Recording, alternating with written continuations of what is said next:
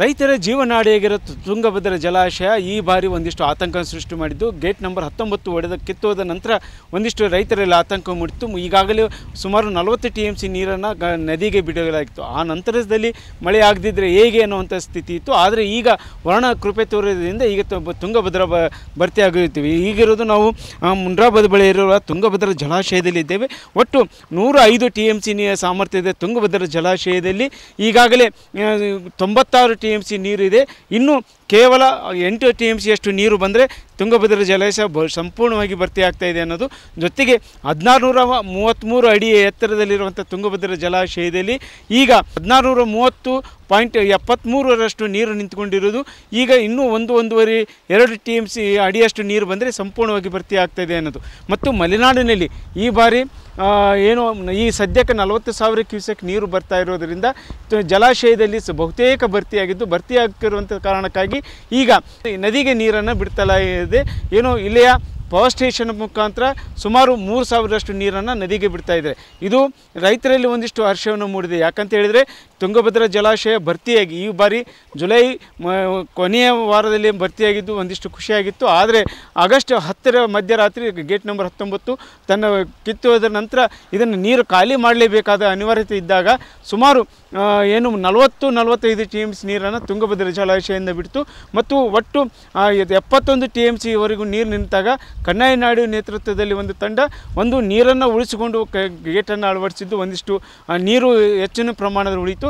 ಜೊತೆಗೆ ಕಳೆದ 10-15 ದಿನದಲ್ಲಿ ಈಗ ತುಂಗಭದ್ರಾ ಜಲಾಶಯ ಸಂಪೂರ್ಣವಾಗಿ ಭರ್ತಿಯಾಗಿದ್ದು ಈಗ ಮತ್ತೆ ನೀರನ್ನು ನದಿಗೆ ಬಿಡ್ತಾ ಇರೋದು. ಮತ್ತು ಈಗ ನೀರು ಇನ್ನೂ ಇನ್ಫ್ಲೋ ಹೆಚ್ಚಾಗಿರುವಂಥ ಕಾರಣಕ್ಕಾಗಿ ಈ ಬಾರಿ 2ನೇ ಬೆಳೆಗೂ ನೀರು ಸಿಗುತ್ತೆ ಅನ್ನೋಂಥ ಆಶಾಭಾವವಿದೆ. ಯಾಕಂತ ಹೇಳಿದರೆ ಇನ್ನೂ ಮಳೆಗಾಲ ಹೆಚ್ಚಿದೆ. ಈ ಬಾರಿ ರಾಜ್ಯದಲ್ಲಿ ಬಹುತೇಕ ಜಲಾಶಯಗಳು ಭರ್ತಿಯಾಗಿವೆ ಮತ್ತು ಅಲ್ಲಲ್ಲಿ ಮಳೆ ಆಗ್ತಿರುವಂಥ ಕಾರಣಕ್ಕಾಗಿ ಈ ಬಾರಿ ಇನ್ನೂ ಏನು ಮುಂದಿನ 1-2 ತಿಂಗಳು ಇದೇ ಪ್ರಮಾಣದಲ್ಲಿ ಒಳಹರಿವಿದ್ದರೆ, ಇದೇ ಪ್ರಮಾಣದಲ್ಲಿ ಜಲಾಶಯದಲ್ಲಿ ನೀರಿದ್ದರೆ ಇನ್ನಷ್ಟು ನೀರು ಬಂದು ರೈತರಿಗೆ 2ನೇ ಬೆಳೆ ಸಿಗುತ್ತೆ ಅನ್ನೋದು ಒಂದು ಕಡೆ ಇದೆ.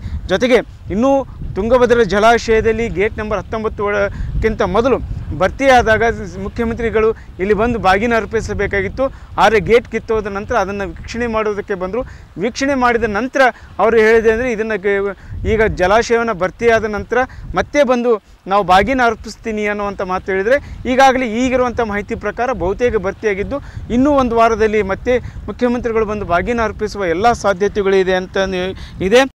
ಮೊದಲ ನೀರು ತುಂಬಿದ್ದು ರೀ, ಚಲೋ ತುಂಬಿದ್ದು, ಹೊಳಿಗೆಲ್ಲ ಹೋಗ್ತಿತ್ತು.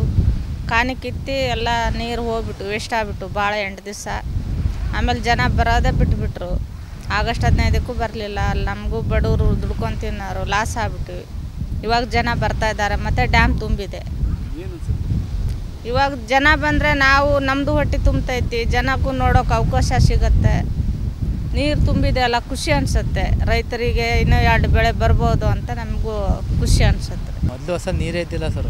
ಇವಾಗ ಭಾಳ ನೀರು ಬಂದು ಇವಾಗ ಲೊಕೇಶನ್ ಭಾಳ ಕಾಣ್ತಾ ಇದೆ. ಫುಲ್ ಹ್ಯಾಪಿ ಇದೆ. ಫುಲ್ಲು ನೇಚರ್ ನೋಡ್ತಾ ಎಂಜಾಯ್ಮೆಂಟ್ ಭಾಳ ಇದೆ. ಇವಾಗ ನಾವು ಬಳ್ಳಾರಿಯಿಂದ ಬಂದಿದ್ದೀವಿ ಸರ್. ನಾವು ನೋಡೋಕ್ಕಂದ್ರೆ ಬಂದಿದ್ದೀವಿ. ಮಾರ್ನಿಂಗ್ 6 ಗಂಟೆಯಿಂದ ಬಿಟ್ಟು ನಾವು ನೋಡೋಕ್ಕೇ ಬಂದಿದ್ದೀವಿ ನಾವು. ಗೇಟ್ ಕಿತ್ತೋಲ್ಲ ಸರ್, ಭಾಳ ನೀರು ಹೋಯ್ದು ಸರ್. ಅದು ಏನು ಹೇಳ್ಬಾರ್ದು, ಆ ಥರ ಎಲ್ಲ ನೀರೆಲ್ಲ ವೇಸ್ಟ್ ಆಗಿಬಿಟ್ಟಿದೆ.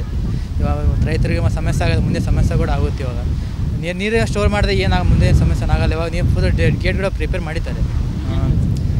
ಇವಾಗ ರಿಪೇರ್ ಮಾಡಿದ್ರೆ ಏನು ಪ್ರಾಬ್ಲಮ್ ಅಂತ ಕಾಣ್ತಿಲ್ಲ.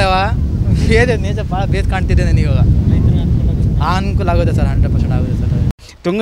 ಸುಮಾರು 12 ಲಕ್ಷ ಎಕರೆ ಪ್ರದೇಶಕ್ಕೆ ನೀರಾವರಿ ಸೌಲಭ್ಯವಿಸುವ ತುಂಗಭದ್ರಾ ಜಲಾಶಯ ಈ ಬಾರಿ ಏನು ಭರ್ತಿ ಆಗ್ತಾ ಇರುವಂಥದ್ದು ಒಂದು ಕಡೆ ರೈತರೆಲ್ಲ ಆಶಾಭಾವನಿದೆ.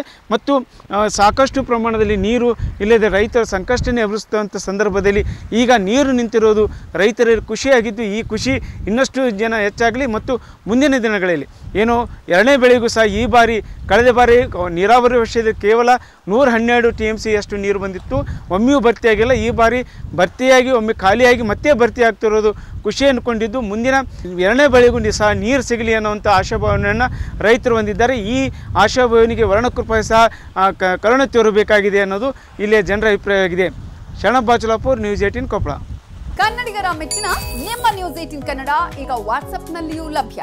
ಕರ್ನಾಟಕ ಮತ್ತು ದೇಶ ವಿದೇಶದ 360 ಡಿಗ್ರಿ ಸುದ್ದಿ ವಿವರವನ್ನ ನೀವು ನಿಮ್ಮ ಕೈ ಬೆರಳುಗಳಲ್ಲಿಯೇ ಪಡೆಯೋದಿಕ್ಕೆ ಈ QR ಕೋಡ್ ಅನ್ನ ಸ್ಕ್ಯಾನ್ ಮಾಡಿ. ನಮ್ಮ ಚಾನೆಲ್ ಅನ್ನ ಫಾಲೋ ಮಾಡಿ, ನೋಟಿಫಿಕೇಶನ್ ಆನ್ ಮಾಡಿ.